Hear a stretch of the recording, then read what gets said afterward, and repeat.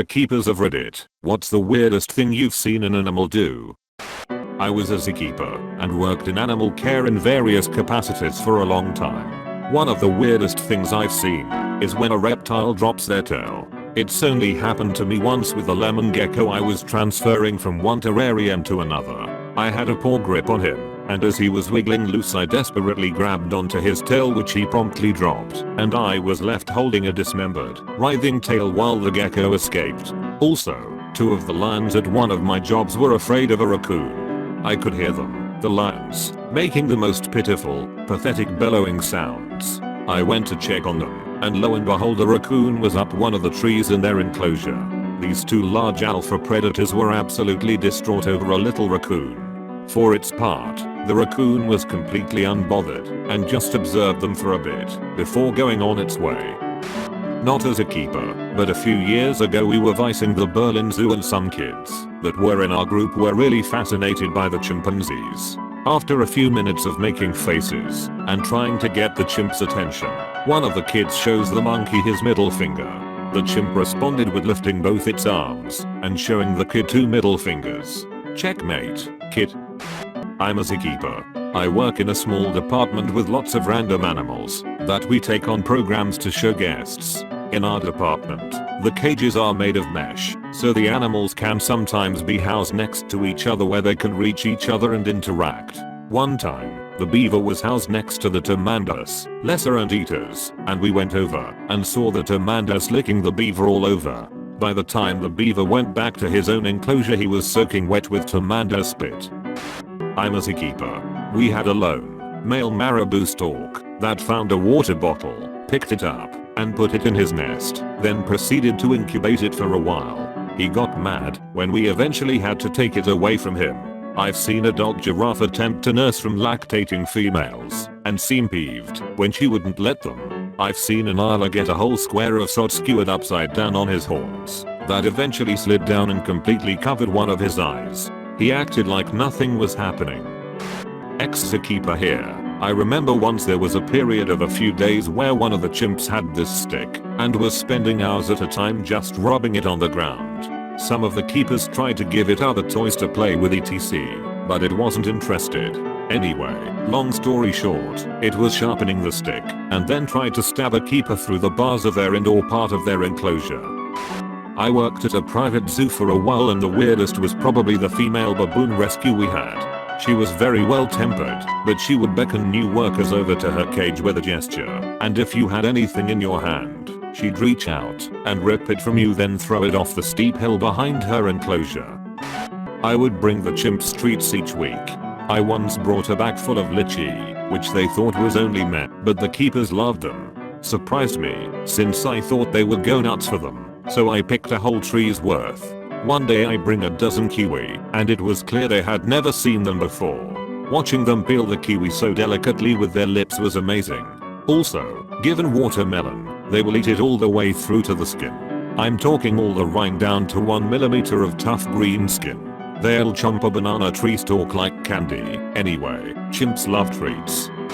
Been as a keeper for almost 2 years now. We have a giraffe that has a couple meds he has to take daily, but the little sh will not take the same food from you 2 days in a row. He knows exactly what we are up to, and also happens to be the pickiest eater ever, so sometimes it takes an hour to get 5 pills, the size of a typical Advil pill, into this 2,000-pound animal.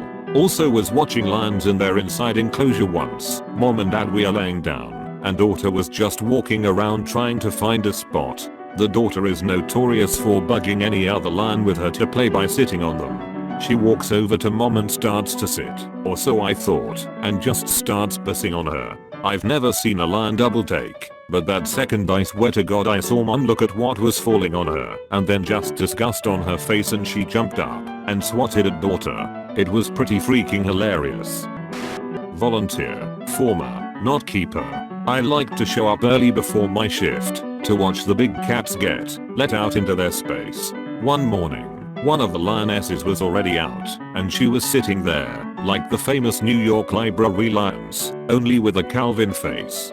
Her tongue was hanging out, and her eyes were squinched up.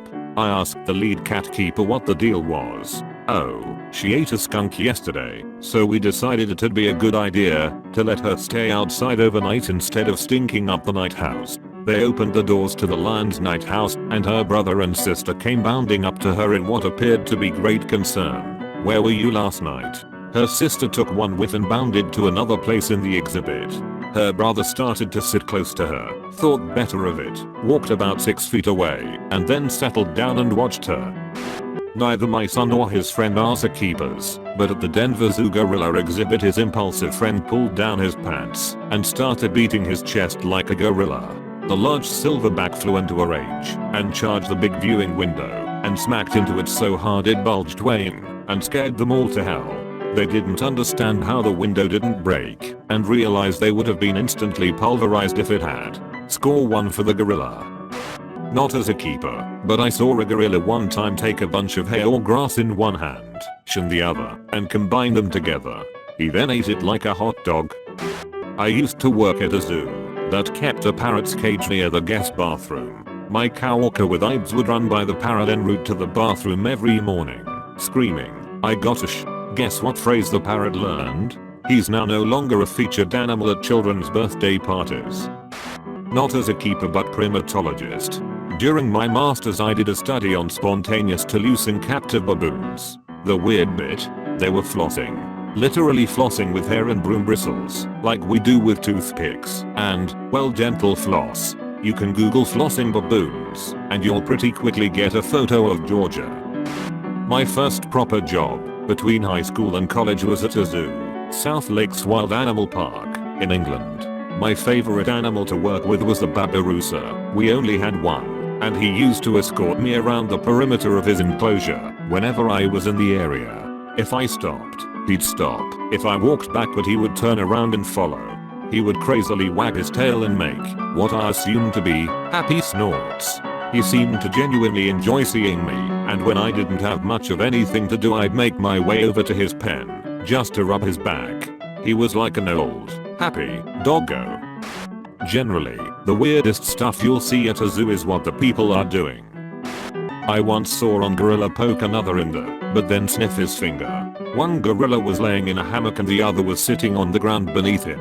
He would reach up, poke the gorilla's butt, look at his finger, sniff it, then repeat. Super late, but actual zookeeper. I was once charged by a very large male sulcata tortoise who apparently thought I got a little too close to his female. Fortunately, I was able to step over the foot-high fence in time so that I was viciously mauled. Our tortoises are characters. I've also had to flip the male over by myself, who, mind you, is on the upper end of his lifespan and about as big as they get, because he got a little too frisky with the female and fell off. I'm no zookeeper, but in a safari park I saw a giraffe and a rhino get in a fight. The giraffe won. I was a volunteer. If a zoo guest counts as an animal, we caught a guy trying to push the stall door open for our bull giraffe. All of the lady giraffes were in the adjoining stall because he looked lonely. The guy was unable to and was gently told not to do that, please. I have a personal theory that if it is possible for a zoo guest to get into, onto, or behind an enclosure, they will. If you want to keep them out, you must make the enclosures people-proof. Most guests are fine. It's a few like the giraffe liberator that are the pain. Not as a keeper, but I was chaperoning a Cub Scout pack to the zoo. We went by the lemurs exhibit, a huge area with rocks, waterfalls, and tree houses for them. Right in the treehouse in front of a big crowd of people, and the scouts, 2 of the lemurs were having X and another lemur was getting off watching them. I quickly tried to get the scouts onto the next exhibit. Not as a keeper, but last trip to the zoo was chatting with a gorilla caretaker who had just tossed some fruits and vegetables into the exhibit. Another zookeeper walked past, and the silverback picked up a piece of hardened scat and flung it about 75 feet and hit her in the shoulder. From what we were told, he just didn't like that zookeeper for no particular reason. He just enjoyed hitting her with objects. As a former baseball coach, I would have put the speed of that pop at 60 miles per hour or so. It left a nasty welt on her. My river otter has learned how to open the door to her habitat. A guest got a video of her pushing a fake rock over to the door, climb up on top of it, and start jiggling the door handle with her paws. Otter see, otter do. We make extra sure that door is locked now. Ha ha ha.